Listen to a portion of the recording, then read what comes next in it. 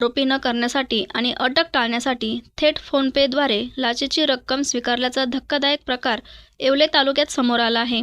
या विरोधात येवला तालुका पोलीस ठाण्याचे तत्कालीन पोलीस उपनिरीक्षक हर्षवर्धन बहिर यांच्यासह या 2 खासगी मध्यस्थांवर लाचलुचपत प्रतिबंधक विभागाने गुन्हा दाखल केल्याने एकच खळबळ उडाली आहे।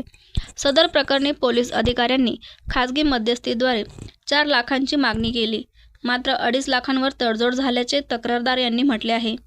तक्रारदाराच्या भावाला येवला तालुका पोलीस ठाण्यात नोंद असलेल्या एका गुन्ह्यात अटक न करण्यासाठी पोलीस उपनिरीक्षक हर्षवर्धन बहिर यांनी खासगी मध्यस्थीद्वारे पैशाची मागणी केली होती।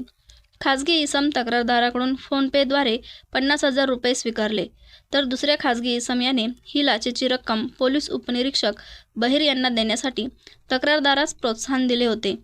लाचलुचपत प्रतिबंधक विभागाच्या तपासात लाच मागितल्याने निष्पन्न झाल्याने येवला तालुका पोलीस ठाण्यात गुन्हा दाखल करण्यात आला। एसीबीच्या पडताळणीनंतर लाचेची मागणी झाल्याचे आणि ऑनलाईन पद्धतीने रक्कम स्वीकारल्याचे सिद्ध झाले। त्यानुसार 27 जुलै 2026 रोजी येवला तालुका पोलीस ठाण्यात भ्रष्टाचार प्रतिबंधक कायद्यानुसार गुन्हा दाखल करण्यात आला आहे। ज्या पोलीस ठाण्यात पोलीस अधिकारी म्हणून कार्यरत असणाऱ्या अधिकाऱ्यावर त्याच पोलीस ठाण्यात लाच घेतल्याच्या कारणावरून गुन्हा दाखल होण्याची नामुष्की ओढवली आहे। सध्या हे अधिकारी महाशय श्रीरामपूर पोलीस ठाण्यात कार्यरत आहेत।